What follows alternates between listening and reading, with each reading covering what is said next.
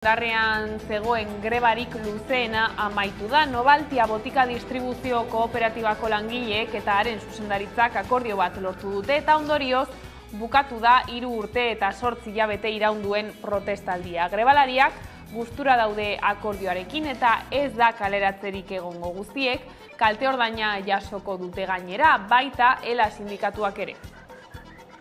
Bai langileek eta baielak oso positibotzat jotzen ditugu akordioaren edukia. Grebalarien gutxi gorabeko media igoera 26%tik gorakoa izango da, eta gutxien kobratzen dituzten langileak 33,7%ko igoera edukiko dute.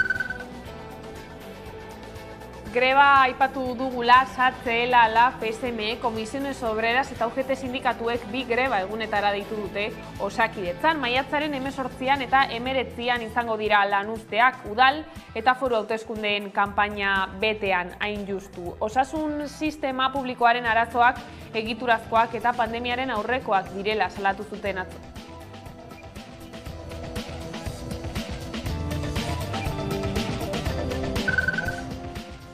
Eta etxeko langileen nazioarteko eguna da gaur eta atzo Gipuzkoako etxeko langileen egoeraren berri eman zuten SOS arrazakeriak antolatutako agerraldian. 2022an etxeko lanaren araubide berezia aldatu bazen ere egoera prekarioan jarraitzen dutela salatu dute. SOS arrazakeriak 10 urte daramatza Gipuzkoan etxeko lanetan ari diren atzerriko jatorriko emakumei doako aholkularitza eskaintzen. Kasu askotan, epaitegietara jo behar izan dutela salatu du elkarteak.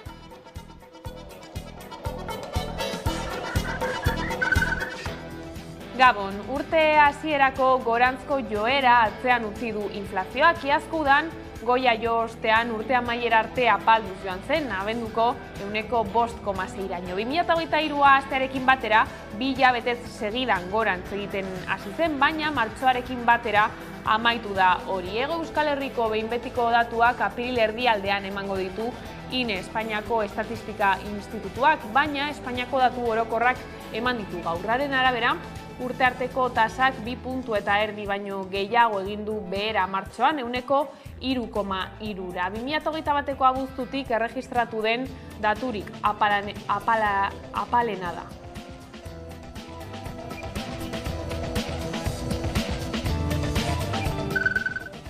De Miguel auziari helduko diogu orain, izan ere Arabako auzitegiak Aitor Telleriari jakinarazi dio 10 eguneko epea duela espetxean sartzeko. Nerea García.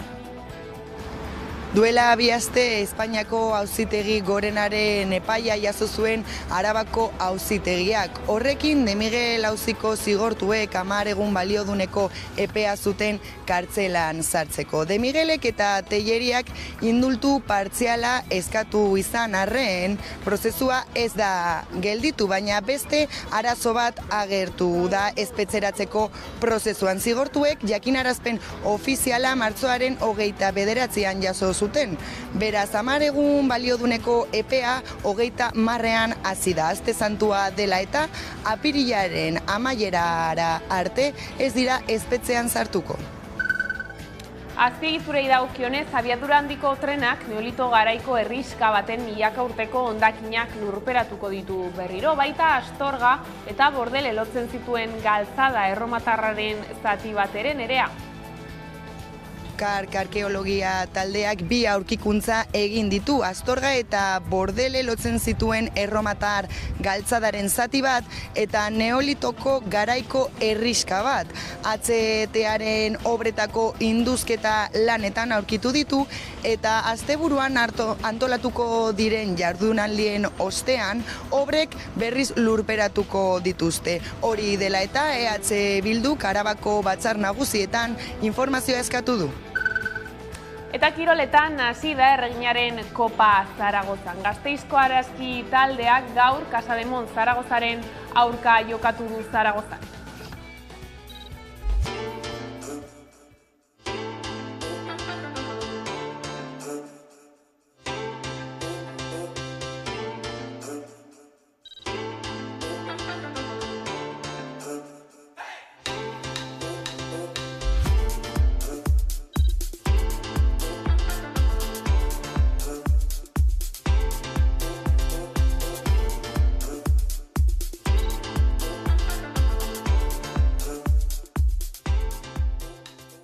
creo que es un regalo jugar la Copa.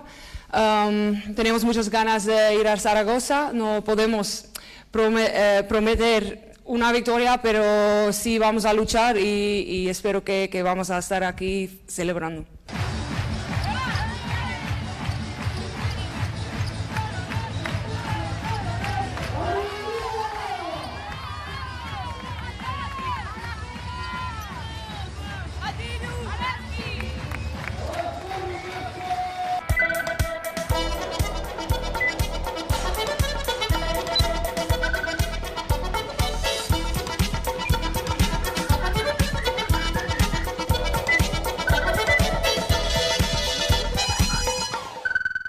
Ongietorriak gurean gaur gaueko albistegira. Novaltiako grebalariek 26,7ko soldata igoera lortu dute. Enpresarekin akordioa sinatu eta amaitutzat eman dute 3 urte eta 8 hilabeteko protesta. Grebalari bakoitzak 9.450 euroko kalte ordaina jasoko du eta enpresaren aurkako salaketa guztiak kenduko dituzte.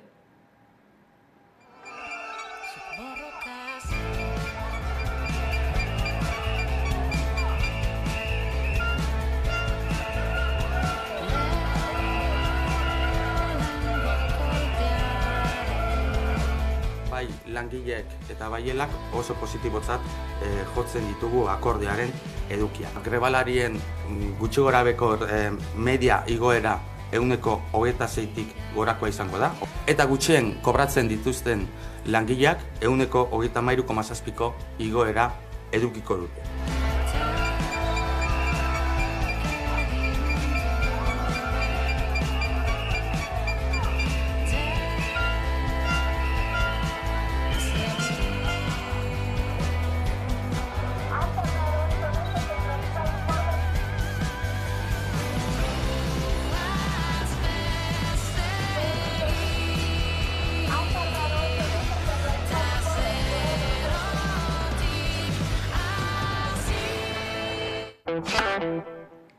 Bestalde, SHLA-LAF-SM, Comisiones Obreras eta UGT sindikatuek 2 greba egunetara deitu dute Osakidetzan. Maiatzaren 18 eta 19an izango dira lanuzteak, udal eta foru hauteskundeen kanpaina betean hain justu. Osasun sistema publikoaren arazoak egiturazkoak eta pandemiaren aurrekoak direla salatu zuten atzo.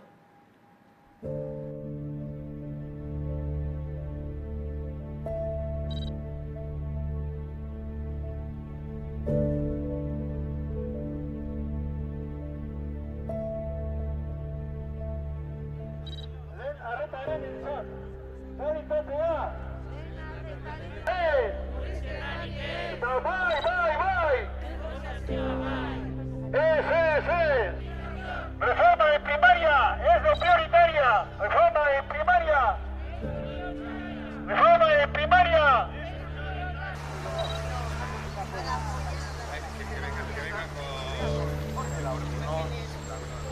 A la vuelta, Alberto.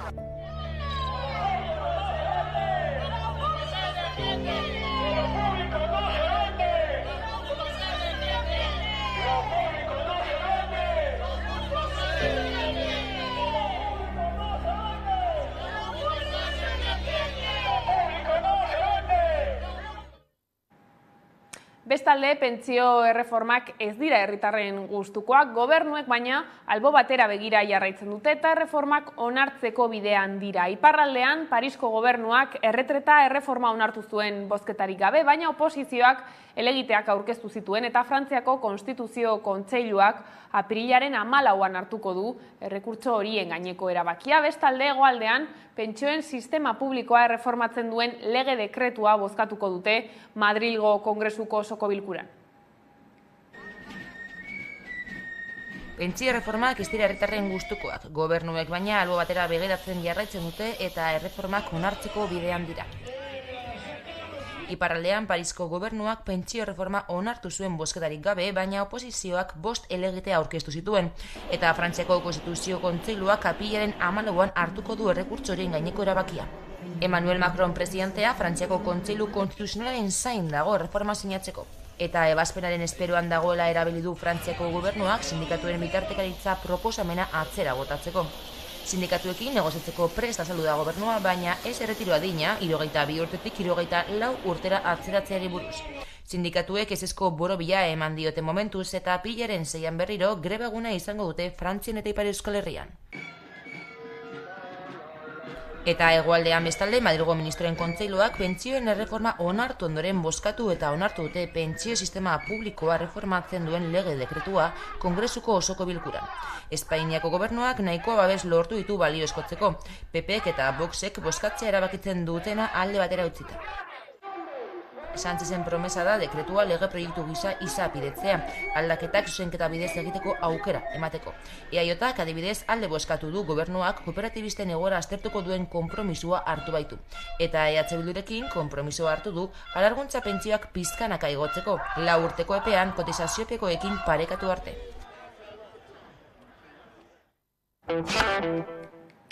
Euskara eskakizunen aurkako beste epai bat eman du EAEko Justizia Auzitegi Nagusiak. Otsailean kaleratutako sententzia baten arabera, Hezkuntza Sailak Bizkaian eskola garraioari lotutako kontratazio baterako jarritako hizkuntza eskakizunak inposizio bat dira.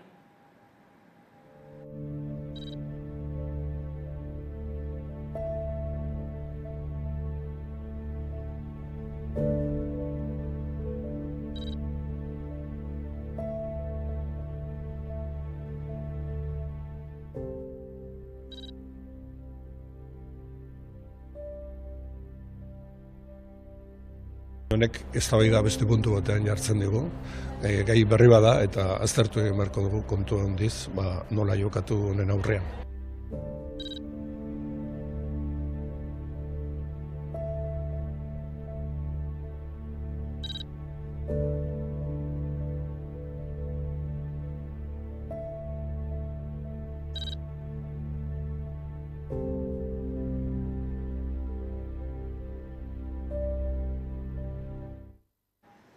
Bestalde ikastolen elkarteak esan du ez dituztela ikasleak beste zentro batzuetara bideratuko. Hezkuntza Sailak segregazioari aurre egiteko neurriak txertatu ditu 2023-2024 ikasturterako matrikulazioan. Irizpide horiekin ikasturterako behin-behineko zerrendak argitaratu zituen asteartean.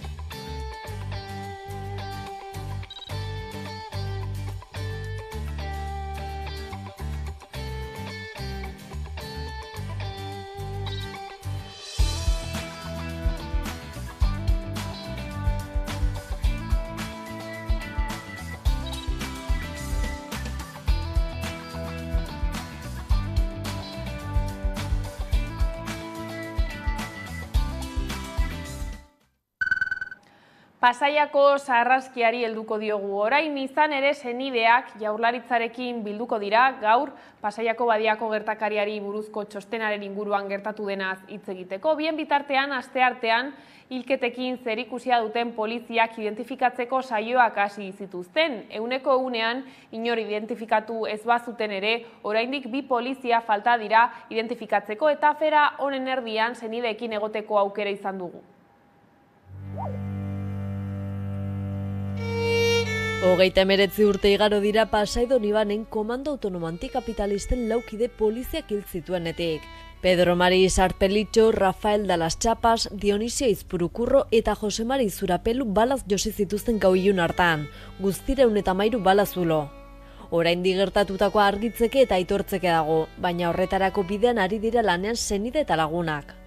Martxoaren 28an Pasaiako sarraskiarekin zerikusia duten poliziak identifikatzeko saioei ekin zieten, Donostiako epaitegietan. Merino eta Rosa aurkeztu ziren, naiz eta Rosak ez zituen ikusi, ez zituen bere garaien ikusi, baina ere deituta zeon da bilek azaldu zian. Ordu betera Joseba Merino sarrasketik bizirik irten lekuko bakarra irten zen epaitegitik.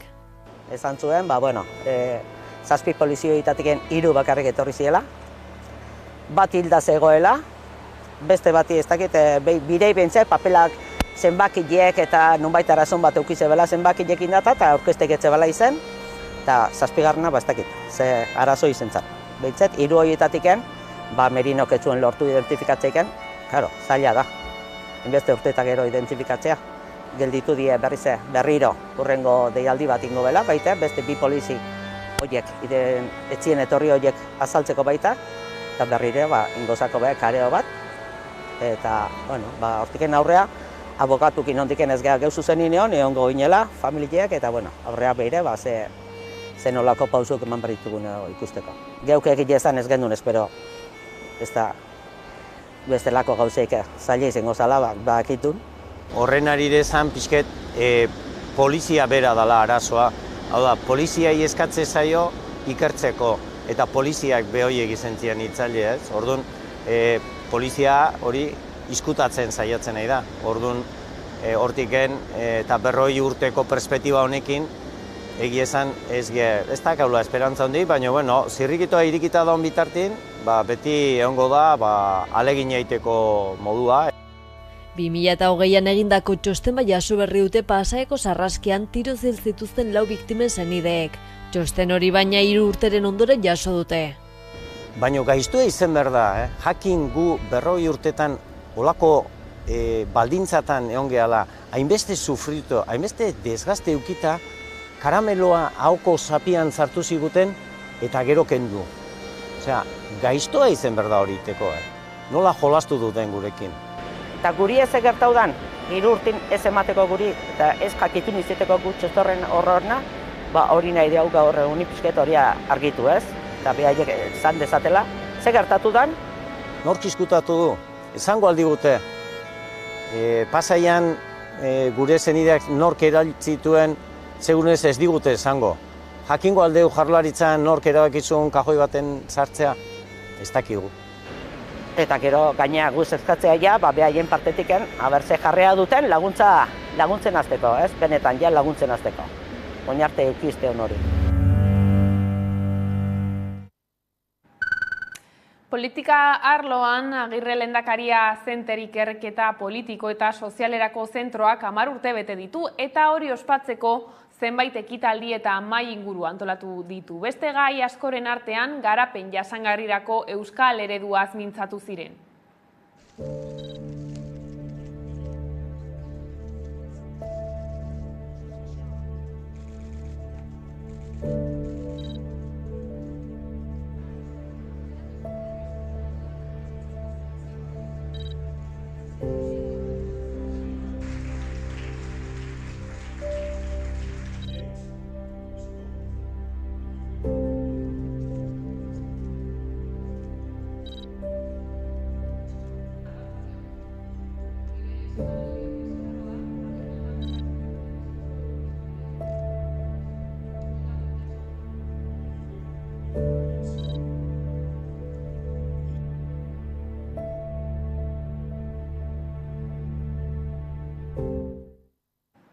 BBK Fundazioak Kutxabanken akziodun nagusia izaten jarraituko du, errotzea bermatu du 231 milioi eurotik gorako erreserba funtsa eratu ostean.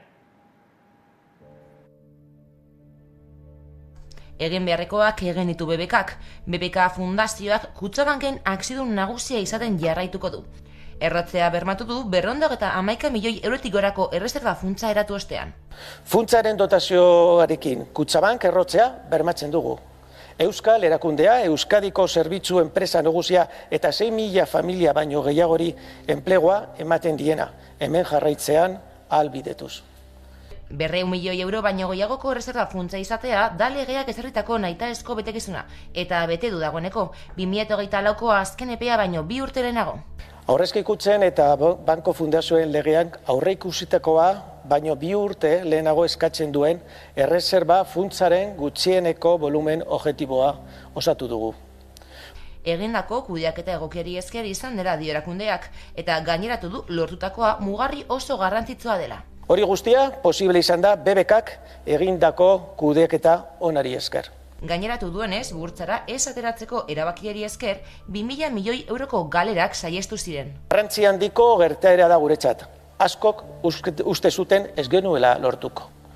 Biderik zaiena aukeratu genuen, baina sustraitze eta egonkortasunari dagokienez, ekarpen handiena egiten zuena eta eskartzen zenaren espirituari gehiago egokitzen ziatxona.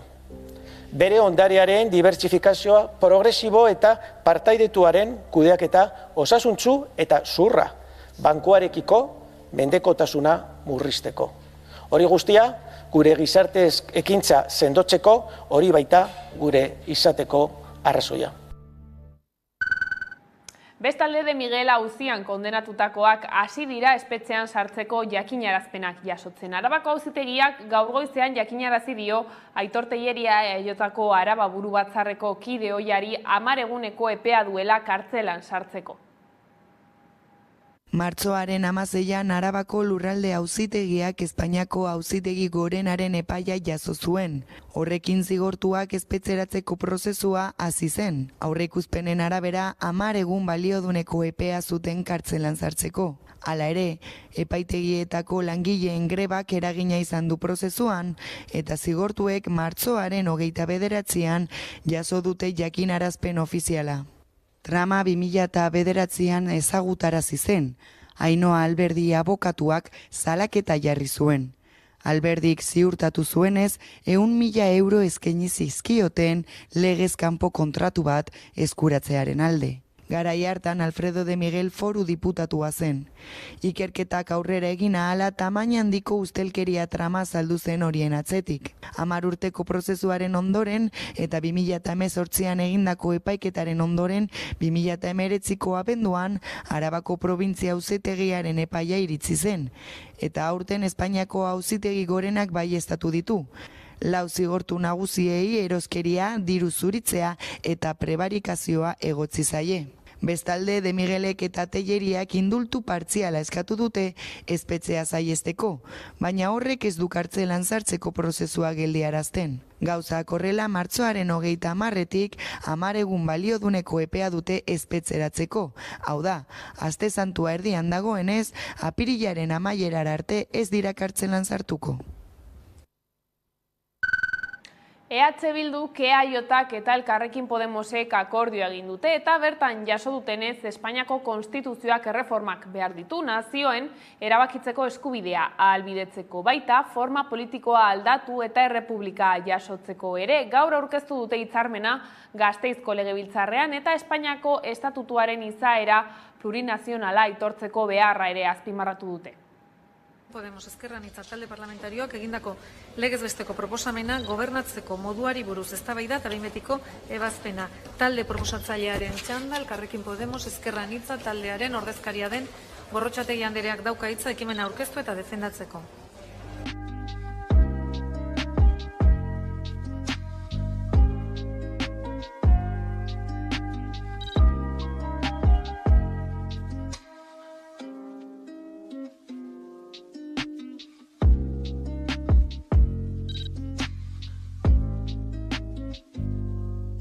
Gure ustez, plurinazionaltasuna eta esparro komun bat eraikitzea txanpon beraren bi aldeak dira.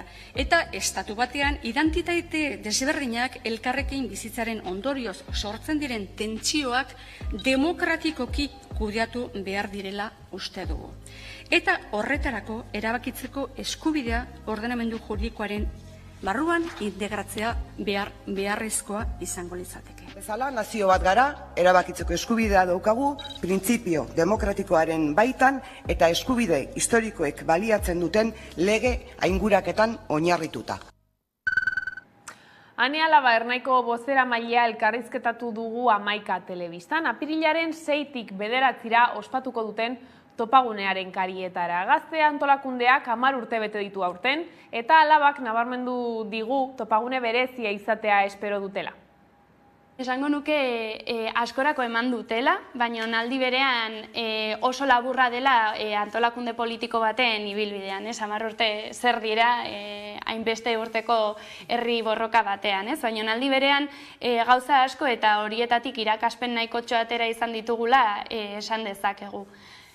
Alde batetik, uste dugu kriston apustua eta azierto bat izan zela Gazte Antolakundearen sorrera, azkenean ziklo politiko berri bati erantzungo zion Gazte Antolakundea behar genuen, gazte mugimenduan askatasun osoz lan egiteko eta intziditzeko aukerak ematen zituenak, azken finean ilegalizazio garaietatik eta zetorren Gazte Antolakundeak, eta horri buelta emateko beharra bazegoen, gure herriak eraldatzen jarraitu ahal izateko, mugimendu bezala azten jarraitzeko, eta hori izan zen ernai, berritasuna, haize berria, freskotasuna, egiteko eta pentsatzeko modu berriak, eta ibilbide oso bat izan da, 10 urte hauetakoak, eta orain da momentua esan dezakeguna, nolabait ernai prestatu bat daukaguna, Azken finean sorrera prozesu horian, 2013an sortu bazen ere, lehenengo 2 urteak sortze eta garatze prozesu horretan izan zen, bigarren kongresua ere abian ezker abertzaleko prozesuarekin kointziditu, eta gehiago egokitzapen bat izan zen, eta 3. kongresuan ja antolakunde bezala forma eman, eta gaur egungo testu inguruari oso lotuta egon den kongresua izanik, aurrera begirako lerroak oso ongi markatu ditugula esan genezake, Eta irakaspenak izan dira asko, baina ongi eginetako horietatik ikasi eta oztopoak gaindituz egin dugu aurrera. Mantentzen dugu hasierako feminismoaren aldeko apustua, baina nola 10 urte egin genuen feminismoaren aldeko apustua gure proiektu politikoaren eraberritzean, aurtengo kongresuan ere izan genuen presente proiektu politikoa beraren eraberritzea, Borroka Trasmari Biboi edo eta ekologistaren bidetik, orain hazkunde prozesu horretan edo lekua egiten ari diren borrokain garrantzitsu eta erreferente izan daitezkenak. Ere izan dugu presente 10 urte hauetako ibilbidean hezkuntzak duen garrantzia eta beraz hezkuntza eremuari erantzuteko estrategia berezituaren beharra eta hor unibertsitateetan egindako apustua eta orain 3. kongresuan berritsitakoa eta askoz gehiago aipatu halko nituzke, baina ez dut ez da gehiagilo esatu nahi. 11 ekitaldi egingo dituzte topagunean, eta Labak azpimarratu du Euskal Herrian pilpilean dauden eztabaidei buruz hitz egiteko 40 hitzaldi baino gehiago antolatu dituztela entzun. Azkenean guretzako horrelako momentuak, ekitaldi zentralak eta aurten 2 ekitaldi izango ditugu, alde batetik bat gehiago 10 urte urrenekoa izango da eta 10 urte hauek gogoratzeko ospatzeko momentua izango da, eta gero ekitaldi zentrala ernairentzat bereziki garrantzitsua da, azken finean euskal gazteriari, baina euskal gizarteari ere hitz egiteko momentu bezala momentua izaten delako, Eta bertan transmititu nahi ditugun erronkak, helburu eta azkenean bide horria bera zabaltzeko momentua da. Aurtengoan nola ez bizitzeko modu bat gara horren apologia egingo dugu, antolakuntzan eta borrokan dabiltzan gazteriarena. Horretaz aparte, ernaik pasaren urtetik, kongresu amaieran itxitako erronkak edo bide horriaz ere arituko gara, testu inguruaren irakurketa ere hitz egingo dugu, baina aurrez aurre eta parean ditugu hainbat erronka ere aipatuko ditugu, ala nola mugimendu feministak bota zuen hor dago hori greba feminista orokor baterantzkoa, eta hori ere presente izango dugu, hauteskundeak, fasismoaren gorakada, eta gizartean badauden beste hainbat gai presente egongo dira ere. Gai zaldatuta azpiegiturei helduta, abiadura handiko trenak neolito garaiko herriska baten milaka urteko hondakinak lurperatuko ditu berriro, baita Astorga eta Bordele lotzen zituen galtzada erromatarraren zati bat ere. Trenbideko lanen ondorioz, aurkitutako aurkikuntzak asteburu honetan erakutsiko dira Jundizen. HTaren obretako induzketa lanetan kark arkeologia taldeak bi aurkikuntza egin ditu Tresponde eta Jundiz artean. Alde batetik Araban ezaguna zen erromatar biderik handienetako zati bat aurkitu du. Galtzadak Astorga eta Bordele lotzen zituen bere garaian, eta Arabatik igarotzen zen. Bide hori argitara ateratzea espero zen, baina espero ez zuten beste aurkikuntza bat egin du taldeak. Kontserbazio egoera onak eta aurkitutako konponketa elementu batzuek noiz eraiki zen eta noiz arte izan zen datatzeko aukera eman dute. Bestetik, galtzada zatiarekin batera, Kristo aurretik 3000 urteko herrizka bat aurkitu du. Hau da, erromatarrak iritzi baino lehenagokoa, neolito garaikoa.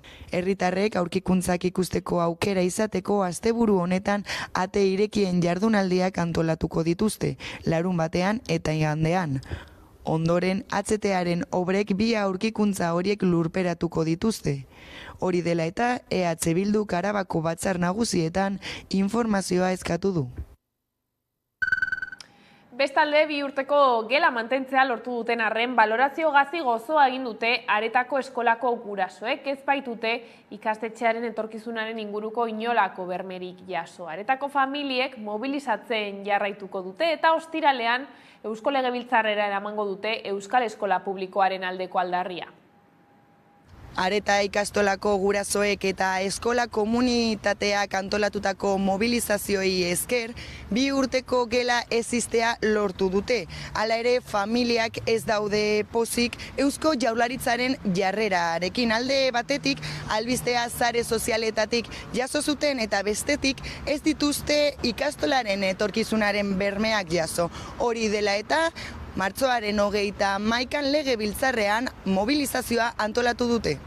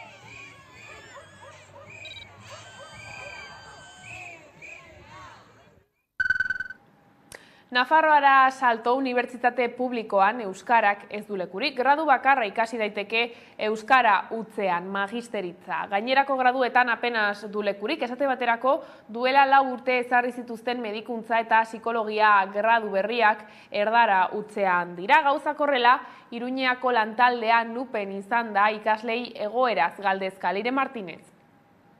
Nafarroko Unibertsitate Publikoan soilik grado bat ikas daiteke euskeraz, magisteritza. Errate baterako, osasun arloan ikasleen 40% baino gehiago euskalduna bada ere, ez dago euskeraz ikasteko aukerarik. Medikuntzan adibidez ez dago ikasgairik euskeraz, psikologian ere ez dago ikasgairik euskeraz. Soilik erizaintzan lehendabiziko mailan 5 ikasgai daude euskeraz ikasi ahal izateko. Unibertsitatera heldu gara ikasleen iritzia jakiteko asmoz. Nik ingenieritza biomedikoa. Zuzenbidea. Ingenieritza informatikoa. Aurrezkuntza. Ingenieritza telekomunikazioetan. Ni baita ere ikasten dugu berdina. Orain ikasten dut masterra ingenieritza industrialan, baina lehen egin nuen ingenieritza berriztagarria QPV-en. Datuen zientzia. Erderaz, dena erderaz. Ez dago aukerarik euskaraz ikasteko, beraz, gazteleraz. Ingelesez, suposatzen da ingelesez, baina, baditugu 4 gazteleraz. Ez, aurdenez, bakarrik lehenengo urtean biologia izan nuen, bakarrik. Erdeaz egiten dut eta ingelesez ere, bai. Ez daude iaiarik euskaraz ikasgaiak eta orduan erdeaz egiten ditut. Ni banago ja 4. kurtsoan eta lehenengo kurtsoan bai banituela euskaraz ikasgaiak, baina orain ja ez, bakarrik lehenengo kurtsoan. Bai, ni baita berdina. Bakarrik, gure karreran bakarrik daude euskaraz lehenengo mailan ikasgai batzuk. Euskaraz, bai, bara gradu bakarra euskaraz egiten duena ikasgai guztiak. Eta baduzu ikasgairen bat euskeraz? Bai, badaukagu, baina ni pertsonalki ez dut hartu. Gero, ordutegia txarragoa delako eta gainera, beste kurtsoetan agian ez daukazu euskera hartzeko aukerarik. Eta orduan, ikasgai bat edo arlo bat euskaraz hartzea, gero berriz gaztelera hartzeko txarragoa delako. Nire ustez, baina bueno. Nire bizitza, nik euskaraz, nire aitak euskaraz hitz egiten du, nire amak ez, baina institutoa euskaraz bi urdanara joan nintzen, eta hori, gero kalean ez dugu hitz egiten, kulturarik ez dagolako, baina hori. Euskeraz, dena euskeraz, bai. Lehenengo Berriozarren, DBH arte, eta gero batxilergoa Iturraman. Bai, ni baita. A tope, Dut orain lehen baino gehiago dagoela, baina oraindik ez gehien bat ingenieritzan esan dudan bezala lehenengo kurtsoan bai baduzula eskaintza, baina bakarrik lehenengo kurtsoan da, gero bigarren kurtsoan ja gehienak gazteleraz dira eta hirugarrenean ja uste dut ez dagoela ia euskaraz, eta orduan pentsatzen duzu zertarako egin behar dut euskaraz lehenengo mailan, gero hirugarrenean edo laugarrenean eskaintzaz badago. Así que, sorry. Oso gutxi dagoela uste dut. Gutxienez ingenieritzetan, igual magisteritzen eta horrela gehiago. Baina ingenieritzetan oso gutxi. Eskasa, ez dago aukerarik euskaraz ikasteko, beraz, normala da gero ere hemengo jendeak, Nafarroko jendeak joatea hori, era ikastera, UPV-ra azken finean. Hobeto egin zezaketela. Gure kasuan zuzenbidean txarra dela uste dut.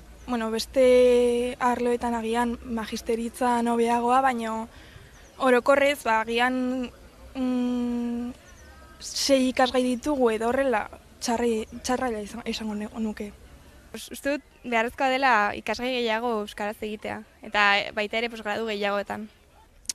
Gure titulazioan euskara gutxi dago, baina adibidez magisteritzan edo horrela, pixkat gehiago. Nire ustez ikasgai gehiago euskaraz egin beharko liatekeela. Eta sustatu beharko zela unibertsitatean ere euskaraz ikasteko posibilitatea. Eta, borrokatu behar dugu hori lortzeko, uste dut. Eta kulturarloan Leioak kultur eskaintza zabala izango du apirilean, antzerkiaz, dantzaz eta musikaz beteko da Bizkaikorria, eta nola ez zinemak eta erakusketek ere bere lekua izango dute. Leioak kultur eskaintza zabala izango du apirilean. Antzerkiaz, dantzaz eta musikaz beteko da Bizkaiko herria, eta nola ez zinemak eta erakusketak ere bere lekua izango dute. Arte esenikoei dagokienez, Ertza Euskal Dantza taldea Leioan izango da apirila hasi aurretik. Eta antzeslanez gozatzeko aukera egongo da urteko 4. hilabetean. Batetik, hilaren 21ean, Los Días de la Nieve izeneko antzerkia ikusteko aukera egongo da. Pasioa, poesia, sufrimendua, oroitzepenak, maitasuna, sekretuak eta gerra gaiak jorratzen ditu lanak. Bestetik, hilaren 28ean Kabia taldea izango da. Labinia antzeslanarekin, intriga, misterioa, maitasuna, gerra estrategia eta natura ditu izpide istorioak. Eta musikak ere bere lekua izango du, izan ere Leioak handika koralak Istanbulera begira ikuskizuna eskainiko du apirilaren 22ean. Bestetik 24. narrazioen lehiaketa ospatuko da, eta aurten umetako oroitzapenak jarri dituzte erdugunean, ni gaztean nintzenean izenburupean. Eta Oma, Lau Ibarrola eta Pasaia bat erakusketa ikusgarri dago. Gainera, maiatzaren 7 arte bisitatzeko aukera egongo da erakusketa gela. Edo nola ere, ikuskizun eta ekitaldi gehiago eta informazio zabalagoa kulturleioa.eus atarian dago eskuragarri. Eta betagarrik 2 kontzertu emango ditu taldearen 30. urtemuga ospatzeko. Gasteizko Jimmy Jazz aretoan joko du abenduaren 30ean eta Bilboko Kafe Antzokian urtarrilaren 13ean.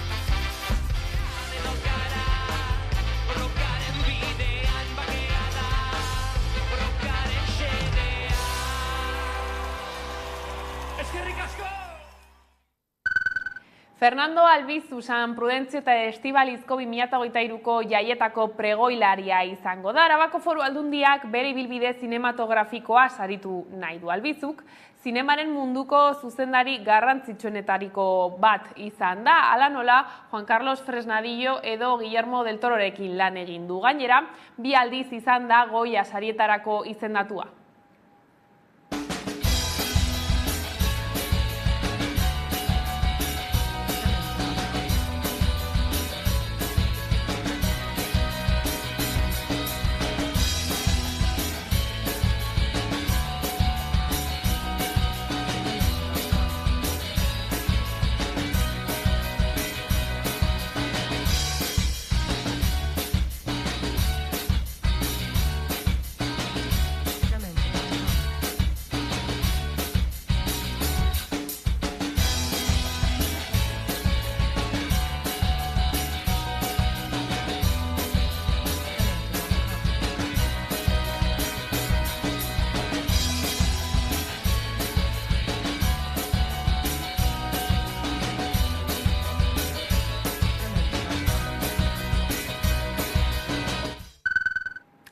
Eta bian da Gutun Zuria letren nazioarteko jaialdia eta aprilaren 1 arte luzatuko da. Jaialdiaren 15. edizionetan hitzaldi musikatuak, eztabaidak, elkarrizketak idazleekin, tailer artistikoak, topaketak eskola publikoarekin eta argitaletxen aurkezpenak uztartuko dituzte. Idatzi, editatu, irakurri kontzeptuei helduta ospatuko da Gutun Zuria. Gutun Zuria abian da letren nazioarteko jaialdia. Gutun Zuria Bilbo letren nazioarteko jaialdiaren edizio berria hasiko da, 15. eta apirilaren 1 arte idatzi, editatu, irakurri izenburupean elkarrekin hausnartzera gonbidatzen gaituena. Martxoaren 28 eta apirilaren 1 bitartean ospatuko da eta antolaketa luze baten ondoren postasunez hasiera eman diote antolatzaileek. Gaur egun berezia da, oso pozik gaude Gutun Zuria 2023 astearekin batera. Prestakuntza prozesu guztiaren ondoren jaialdi baten lehen egunak ilusioz beteta egoten dira.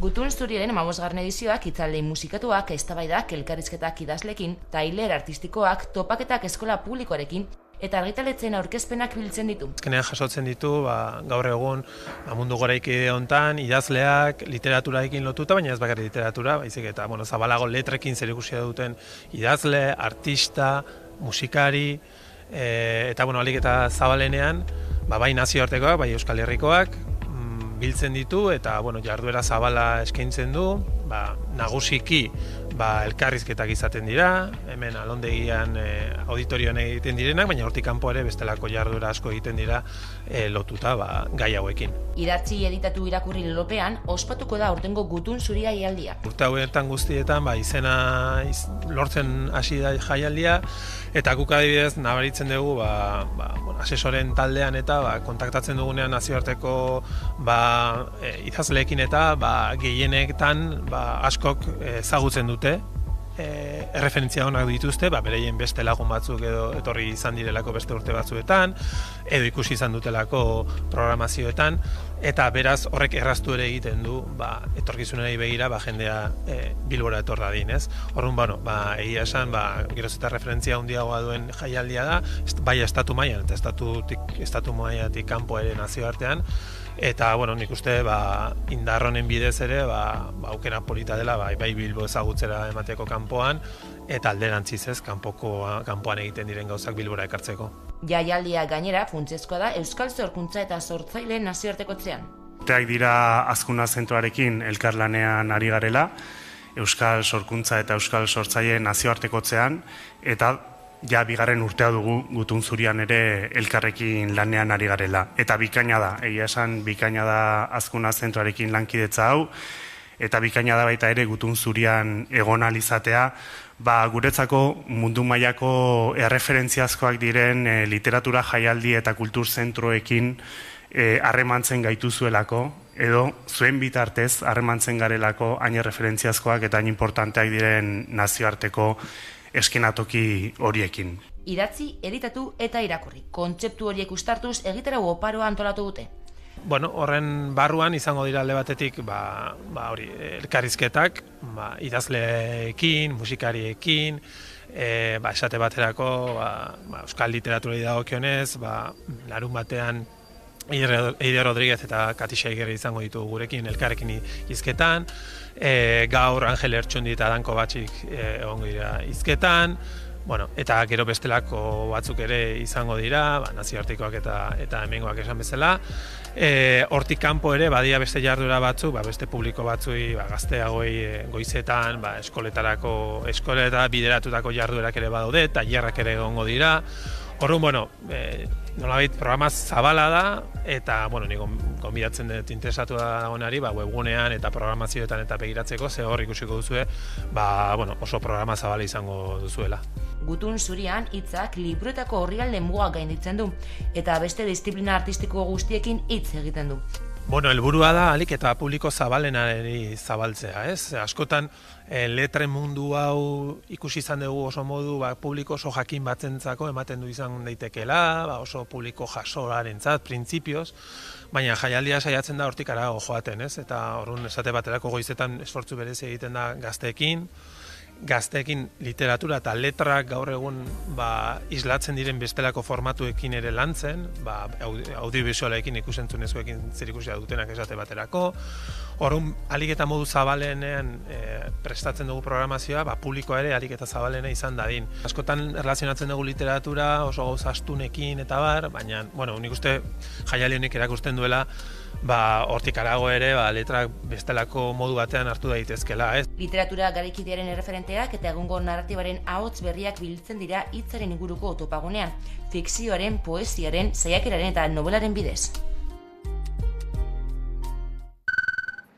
Hernanira egingo dugu salto orain, izan ere udalak berdintasun kontseiluarekin batera ibilbide morea aurkeztu du emakumeak eta transpertsonak aitortzeko sedearekin. Ibilbidearen parte izendatu dituzten herriko 10 puntuetara bisita gidatua egin dute herritarren parte hartzearekin. Gudarien plazan hasita kulturarteko plaza feministaraino izan da.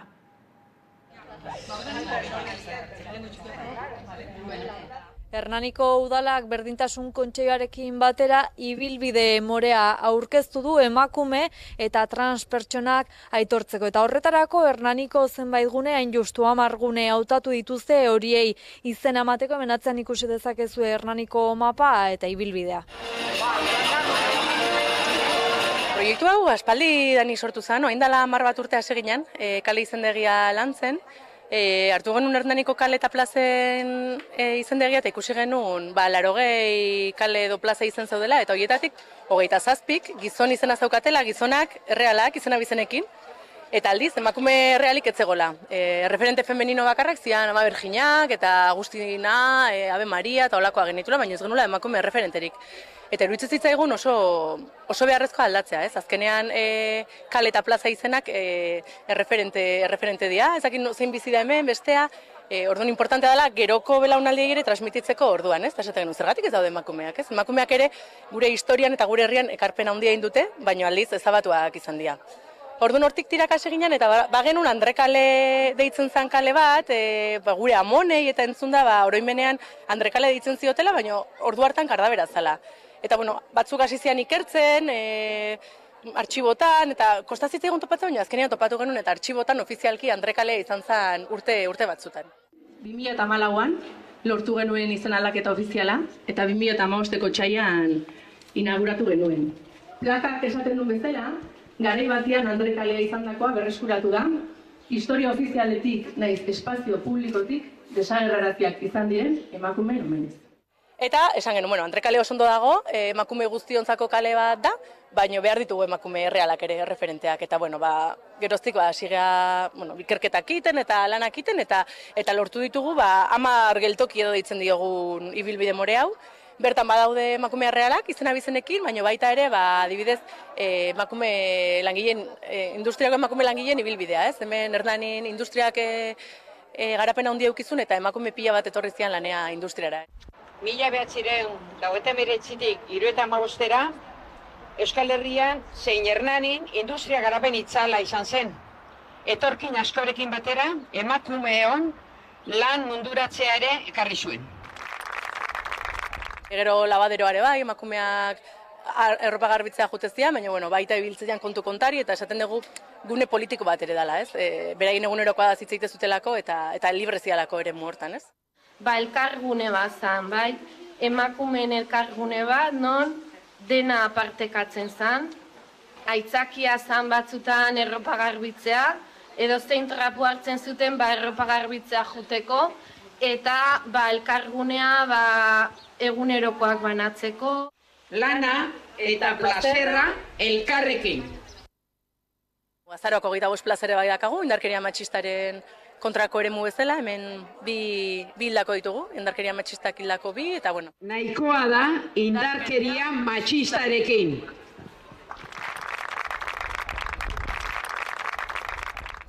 Transpertsonek Hernaniri egindako ekarpena ere aitortu nahi izan dute. Hemen ere uki genuen kasu bat, Aimar Elosegi Moiorena, bere buruaz beste egin zuen transexuala, eta iruditzen zitzaigun emakumez gain ere bestelako gorputzei ere eman barzaiela lekua, erakutsi zigulako zer zan transexualidadea, orain dela 10 urte ez genekilako zer zan hori, eta izan zalako herri bat ikasten jondana, ez?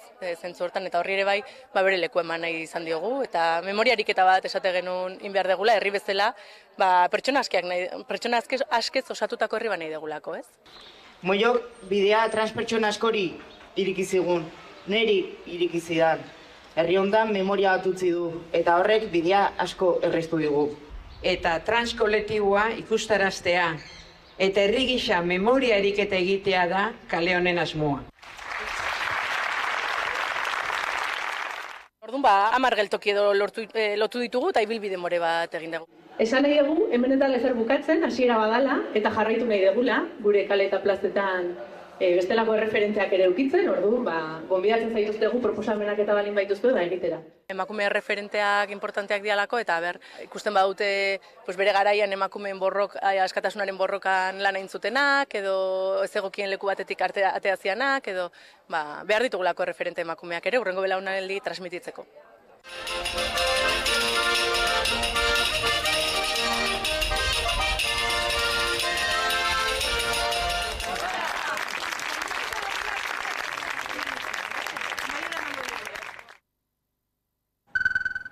Eta Zeit festivala larun batean izango da, bigarren urtez kultura proposamen zabala dakar jaialdiak. 22 artistek hartuko dute parte, hoien artean Zetak, Nogen, Eskabidean edota Doktor Deseo. Disiplina artistiko desberdinek ere izango dute tokia, antolatzaileak gogotsu daude Bizkaia Arenan beste behin betetzeko.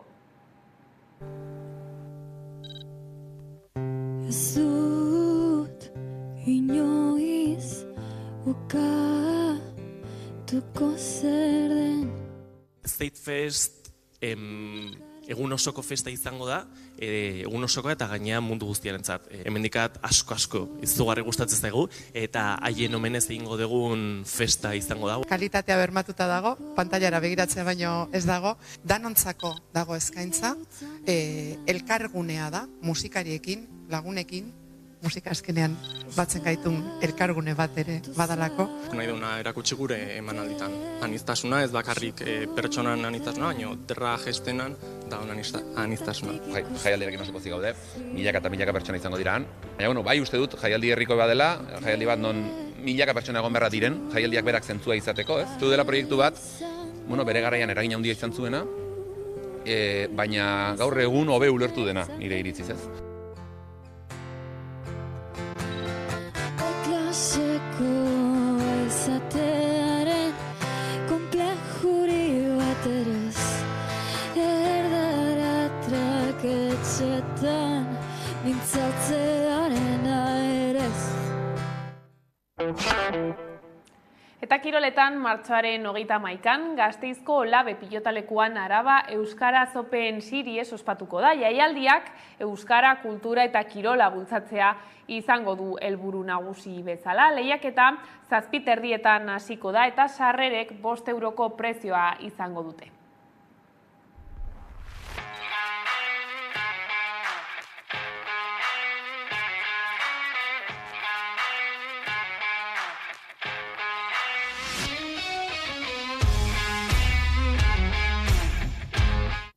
Se está Junta sustatzen jarraitzeko asmoarekin, Arau Euskarasek, Arabako Pilota Elkartearekin eta Gasteizko Jaialai Klubarekin batera, aurten Gernikan eta Durangon jokatu diren neguko txapelketen desafioa antolatu du martxoaren 31erako Olabe pilotalekuan. Euskara, euskal kultura eta euskal kirola bultzatzea, sustatu eta plazaratzeko asmoari esten dio Arau Euskarasek.